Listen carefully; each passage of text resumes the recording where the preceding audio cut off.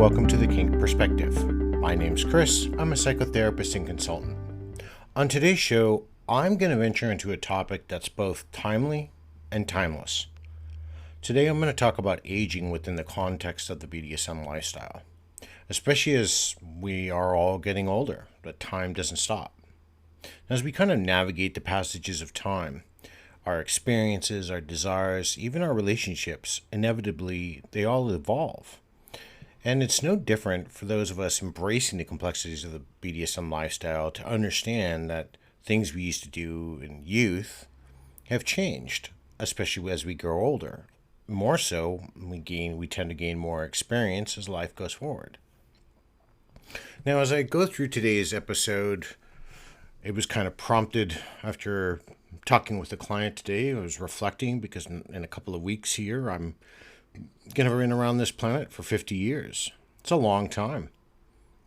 And it makes you contemplate things and start thinking about things. I'm not talking about inevitabilities and what's coming because I'm not trying to be morbid, but more so about the things I've seen, how far I've come in this world, a lifestyle that I've been a part of for the better part of 25 years.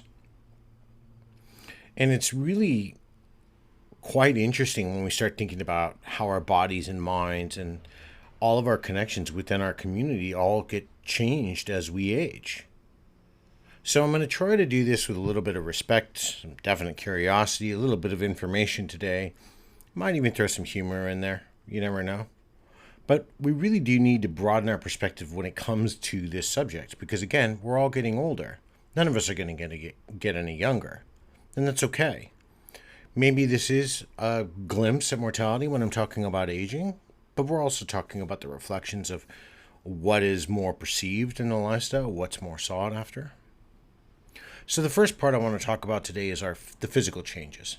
Now, we all know our bodies undergo a natural process of aging. They can bring about a lot of physical changes. Now, when we apply this to the context of BDSM here, where physicality often plays a significant role in the activities and the dynamics that we take part in, all of these changes have a notable impact on our experiences and our interactions. One of the primary effects here of aging is the decline in physical abilities. We may not be able to hit with as much force or spank with as much force or crop or take as much of a beating because we can no longer facilitate the same amounts of pain thresholds to our body. Now, this can also manifest in things like reduced strength, agility, potentially even endurance, and it makes certain activities we do in the lifestyle more challenging, especially where we are at and not where necessarily we began. I'm not talking about us gaining experience. I'm talking about activities where there might be heavy scenes and you're doing massive impact for like an hour. Well, now, your shoulder gets sore from hitting or you're not recovering as fast with your bruises, right? Another thing is flexibility. Now, we all know that over time, this decreases, limits the range of motion, and that allows us to kind of do certain positions or practices within the lifestyle that are necessary. Now, while aging presents some new challenges, it also offers a lot of opportunities for adaptation and new exploration. Strategies for accommodating these physical changes can include modifications to our activities, communication with our partner about our limitations and our preferences as we grow older, and exploring new ways to engage in sensual and intimate experiences that prioritize our safety and our pleasure. Hell, I don't see why if you're starting to get older and you still love the lifestyle, you can't put a little, waterproof chair in your shower, and then you can do activities in there, right? We have to be a little bit creative as we get older and be safe at the same time. And God knows, I think it was probably about 22 when I first discovered I could sit in a shower. And that was like the best experience ever. So who wouldn't want a chair in their shower? We all knock it, but I think secretly all of us quite like it. Now, how do we accommodate some of these physical changes that start to limit us, and how do we talk to our partners about all of these things that are happening, or how do we explore some of these new ways? Now, we could start incorporating props more. I mean, most of us do use at some given moment some sort of implement or toy when we are engaged in a scene, whether it's for direction, whether it's an implement for impact or physicality, whether it's something to remain focused on or the attention to be drawn to. All of these things are designed in mind for comfort and for a direct purpose. But now they can support and enhance the experience for all of us. And you can even look at starting to use some of these things as we get older. And obviously, I'm talking about people who start going into their 60s and 70s. And some of you may say, well, what the hell are those people doing in the lifestyle? You know what? Some of the best people I still associate with are much older. I tend not to hang out with younger people, and there's nothing against you. But your view of the lifestyle and ours is going to be considerably different. We come from a different time. And, they tend to have full and rich experiences that I definitely want to learn about, or things that they did, long ago that they love to share. Maybe they don't do those activities anymore. But all of these things, and this is, I'll get to that later a little bit about the community, which is so wonderful. We can draw on those things. Now we have to remember we need to prioritize our self-care, our physical well-being, and as we get older, this becomes more important. Most recently, I've gone through some changes, getting older, you don't think about these things, and all of a sudden, boom, something happens. You're at the doctor, it doesn't turn out to be anything serious, but, it causes that moment of, hey, wait a minute, we get a moment of pause. So thinking about maintaining our strength, our flexibility, eating right, mindfulness to manage our stress and enhance our body awareness.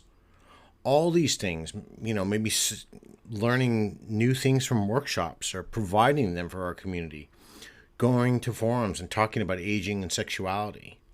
It gives us a lot more insight, and it also provides a lot of camaraderie for people who are navigating these challenges. Every day, someone is getting older. Every second, every moment that we are alive, we're getting older. We're not getting younger. Now, a lot of us tend to put most of this off, and nobody really cares. Maybe you don't care when you hit 50, or you don't care when you hit 60. But there is going to be an inevitability when you get to a certain age. You're going to go, wait a minute, I still can't do this.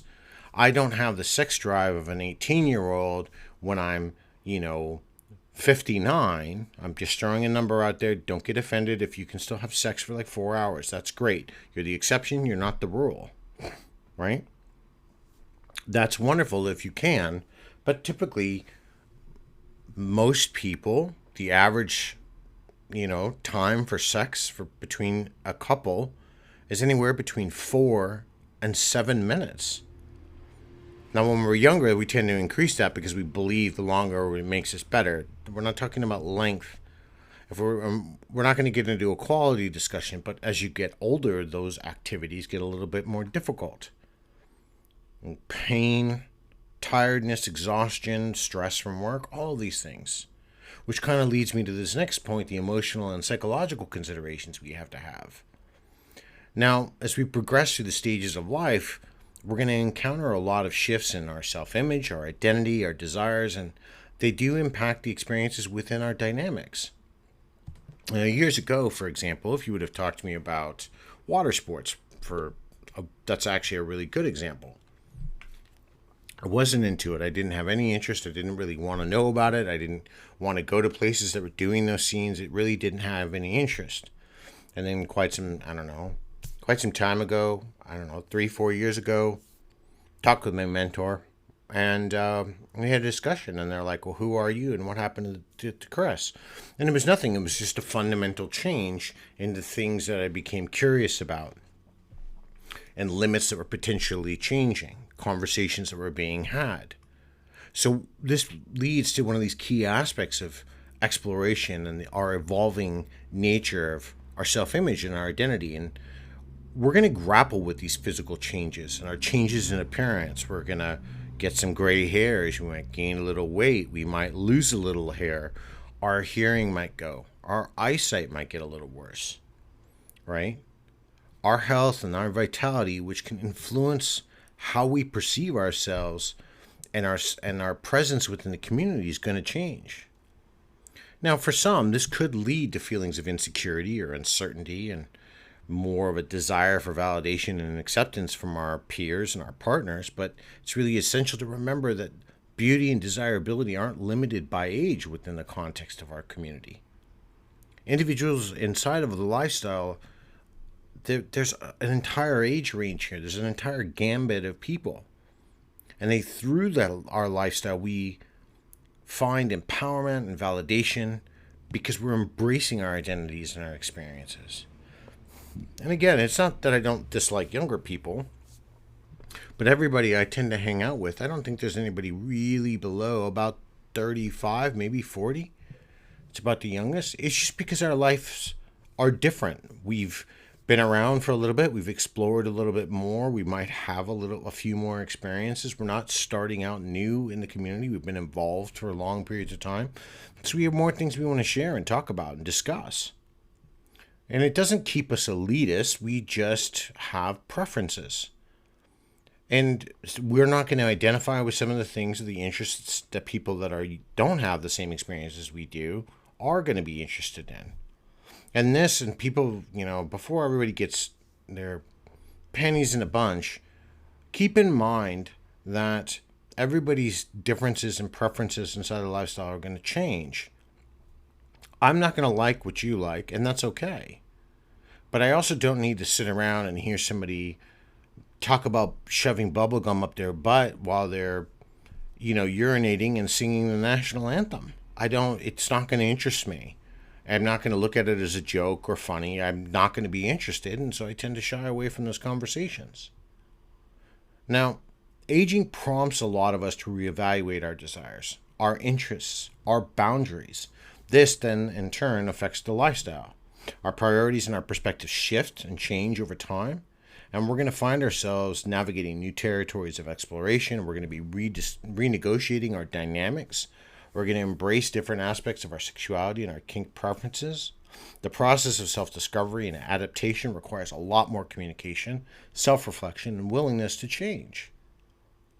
I'm in the midst of my career. My partner is in the midst of their career. We had to renegotiate how often we're going to play. When she was in school and when I was back in school, I don't know, over a decade ago, more than that. And all of these things were paramount because they were a priority. It doesn't mean we don't care. It just means our focus has changed as we got older. It does, as we get older, it also changes how we feel and our emotions, especially when it relates to intimacy and connection and vulnerability. We share a lot more now. We talk about deeper things. I'm not saying our conversations weren't deep when we were younger, or I didn't have a lot more deep, fulfilling conversations when I was a kid, but the reality of, not seeing my girlfriend because we broke up because she was sleeping with somebody else or she wanted to be with somebody else is probably not as meaningful as some of the things I've experienced in my life 20 years later. When we grow older, we're confronting existential questions about mortality, our legacy, the meaning of life. All these things impact how we approach our relationships and how we engage in this community. Dynamics of our power exchange and trust take on new dimensions as we're all start navigating these challenges and the rewards of aging together. And in essence, they really could foster deeper levels of intimacy and empathy and mutual support for one another. Now, navigating these emotional and psychological aspects of aging within the community does really require a more nuanced understanding of our self-awareness, our resilience. And if we're authentic and vulnerable and we're open, we can cultivate deeper, more meaningful connections that transcend our age and our circumstances. And this is a good part when I really want to start talking about communication and negotiation. And I know we all talk about communication until we're blue in the face, but the reality is if you're not talking, you're not doing. And before you even talk, before you're even communicating, you really have to be. And with all due respect, you have to be putting in effort, because without effort, there is no communication, there's no doing anything. And we need to understand that. So we have to look at, as we deal with the complexities of aging within our lifestyle, just aging in life in general, that the importance of effective communication and negotiation becomes increasingly apparent. And it really is a vital tool here for addressing these evolving needs and challenges. Things that I don't want to do anymore, I don't want to take part in, I'm too tired to, I have to effectively communicate that. I can't just shut down. I mean, I can, but that's going to cause a lot of angst. It's probably going to cause some disagreements or arguments between myself and my partner. So we really have to maintain that. And as people encounter these new physical and emotional challenges that impact their ability to engage in some of our activities as they once did, if we start talking about how that's even bothering us, or maybe we just don't want to do those things anymore because they don't give us the same fulfilling reward, it allows everybody to get on the same page. And this is where when we get into negotiation, and everybody has different negotiation patterns. I was talking to someone recently and I said, maybe you need to consider renegotiating every couple of weeks. Try not renegotiating every day. Because if you renegotiate your dynamic every day, that's going to be a lot of skipping and jumping. That's a lot of information that's changing. So maybe not even enough time for it to have, to be applied over a less than a 24-hour period. So negotiation as we get older is going to become even more apparent. Currently, my negotiation rotation is 6 weeks. But honestly, I think we probably are talking and negotiating a lot more often than that. Mainly because we're tired and we both work really hard. But this allows during these communication periods to talk about new activities or modifying our existing practices or finding creative solutions to accommodate the changing needs and feelings that we have about what we're doing now. I'm not talking about stopping what we're doing or saying I'm too old, but, very few people on this planet really live this 24/7. Very few, especially when you look at the global population. So the reality is here that we're all not doing this 24/7, and as we get older, other things are going to take a priority. And as we get older, we're going to want to do different things or explore different things. Our experience is going to grow.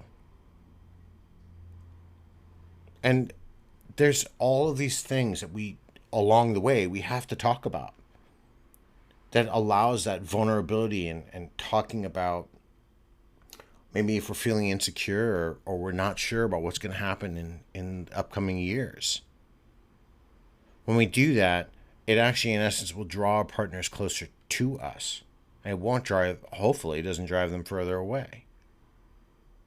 And when it comes to really serious things, I think it's a discussion, especially if you've been with somebody for any major length of time. I'm going to say probably longer than a year. That's typically when we're getting into really discussing the things that are going on with us, either mentally or emotionally, or definitely medically, like physically.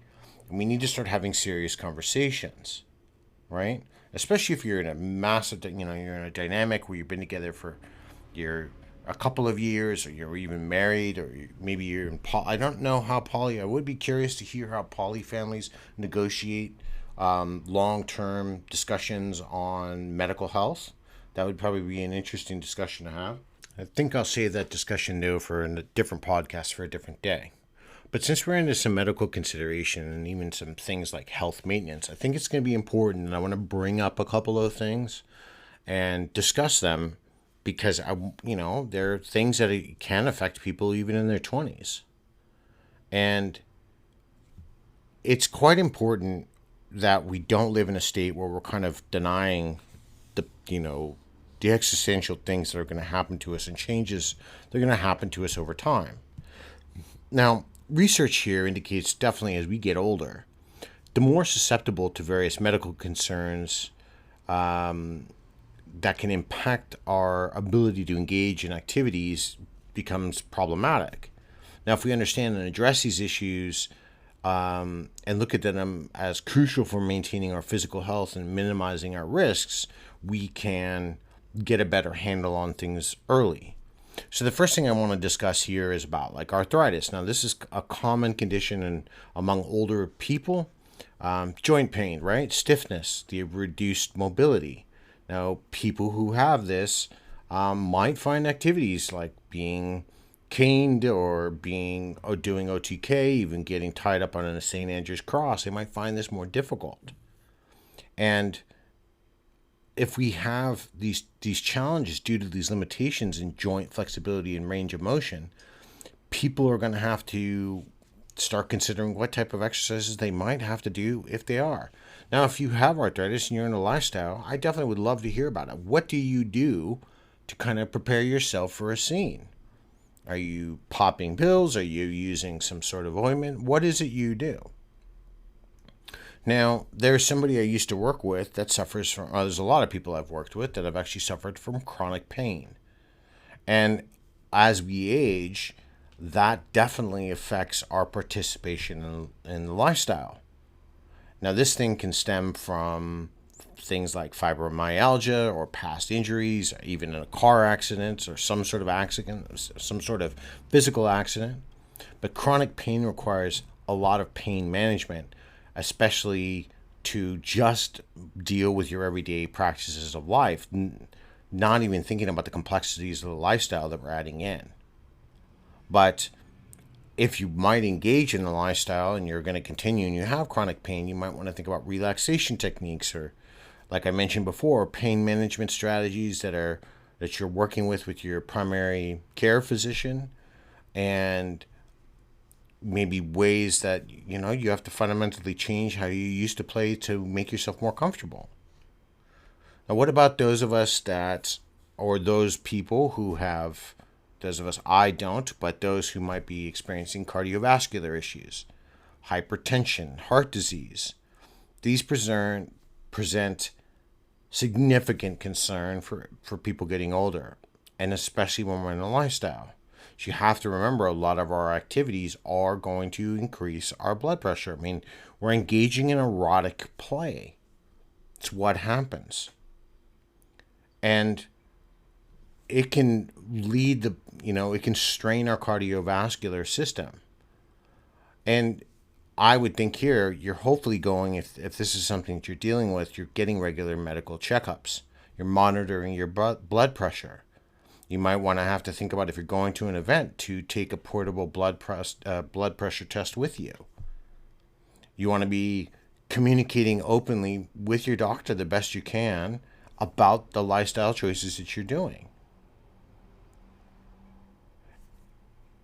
Besides mentioning some of these things, some of these concerns, we need to make sure we're just overall prioritizing our general health. We're taking care of ourselves. Getting physical activity, right? Doing stuff that maintains our core and our strength, and our joint flexibility and our overall stamina. We don't think about these things when we're young, because when we're young, we're out constantly walking. We're a lot of people are hitting the gym, right? Or they're eating pretty healthy nowadays. If you're not eating like, vegan flavored quinoa, you're probably, I don't know, whatever the next fad diet is. But even at that, balancing out our diet as we get older. I mean, I used to love eating steak. Can't really eat it anymore because it just no longer agrees with me. So we have to we change, and our body changes what we're reacting to when we get older. We should also think about, warm up. If most of us have played sports in our lives, or at least been to a sporting event, start maybe considering, as dumb as this sounds, warm up and cool down techniques before a scene or post a scene. We already know we're supposed to gradually increase the intensity levels in scenes when we're getting involved in them, but now we're going to be looking at, potentially as we're getting older, really paying attention to this more, paying attention to the words we use. Now, I want to be specific here. Some of this that I've been emphasizing, especially in this part when I'm talking about medical things, this is educational only. This is information you can find out for yourself. I'm not replacing any medical advice that you should be getting from your primary healthcare physician. If you have questions or concerns, go to the doctor, have a conversation with them. It's really important.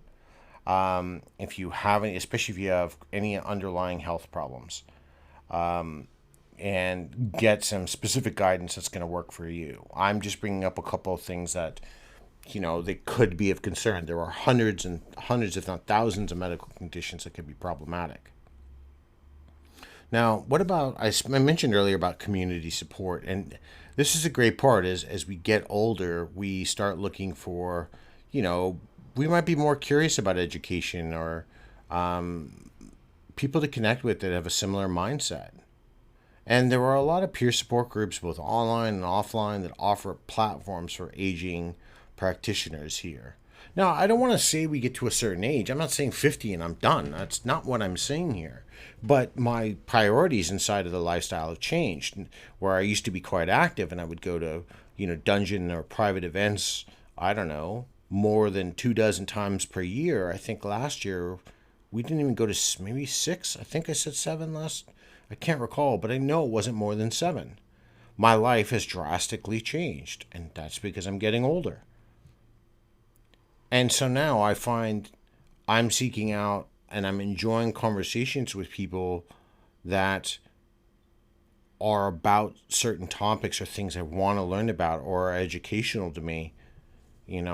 Maybe educational seminars on consent or capacity is a new one that I've been slowly talking about recently, but that's because of Miss Kitten. Things on psychology, anything that's kind of driving me, that's what I'm going to be drawn to. Not that I don't want to play, but it's just my priorities, my tastes are changing. And this is where online online forums, websites, and even books offer a lot of information. And it's good for people. Because like I said, you're going to wake up one day and you're going to realize, I don't want to do those things anymore. Why don't I? I don't understand. I really enjoyed all of those things. And all of a sudden now I don't want to do them. Why? What's going on? Well, there is a reason. It's just like our tastes change when we get older, and there's all of a sudden foods we never wanted to eat. I still don't touch Brussels sprouts, but there's a lot of things I eat now that I never used to like before. And now I do. And that's just because as we get older, and I can't deny it anymore, well, things change. And we have to be really ready to accept that. And getting older comes with a lot of changes. Sometimes we're not ready for. Sometimes it can lead to a midlife crisis. I'm not having one. I have no rush to go out and buy some fancy car or take some trip and jump off of, bungee jump off some big ass cliff. That's just not me. But everybody's going to deal with getting older in their own way. Some are going to take it gracefully and some aren't going to take it well at all. But it's all about navigating that for yourself. But I want you all to understand here, is I'm kind of going to bring this to a close, that within our lifestyle, the journeys that we are all on present a lot of unique challenges and interesting desire, satiation of our desires and our erotic tendencies. And if we're lucky enough and we find someone and we work really hard and we build a dynamic with someone and we are exploring BDSM and our sexuality with them, and it's really important to start talking about these things if we start getting older with them, especially when things change physically for us or emotionally. And this allows us to look inward and do introspection, to adapt to new changes, and to remember that we need to be resilient in the face of all of this. And I know in grappling with all of this I think I've been pondering a question that's been sitting around this. How do we really confront the reality of aging within a lifestyle that glorifies youth and vitality? We don't want to see the old. We want to see the new and young, or tight and young and supple and no wrinkles. How do we deal with that? I think it's a time-old question. But in our community where power dynamics and aesthetics play a lot of significant parts, aging can challenge the controversial norms and expectations here that force us to confront our own biases and insecurities about people who are getting older. So it is a lot to think about. Let me know what you guys think about this. I'd like to hear more of your thoughts on what's going on. Quick update still. Nope, my book is going to be on hiatus, the print version, so I'm going to be lower. I have lowered the cost on my the ebook version. You can buy that wherever you get your electronic books. I am currently working on the second podcast now to get it all set up. One direction it was asked to go doesn't align with what I want to do. So if anybody is still interested, please reach out to me. The Kink Perspective, just like the name of my show, but all together, no spaces, at gmail.com. If you're looking to love to volunteer some time, I'd love the extra help. Kind of bogged down, don't always have a lot of time in the day. But like I said, this is going to be about BDSM and true crime. I promise it's not going to let you down. This show is going to be monetized, though. Sorry. To keep this one free and what I'm doing for the community, I can't keep all of my shows free. But yeah, I'd love to hear what you thought about, aging in the community. How do you handle it? If you're older, you've been in a lifestyle like me for a long time. Have your perceptions changed, physicalities, limitations? What? Let me know in the comments section below. Until next time, everybody, be safe, stay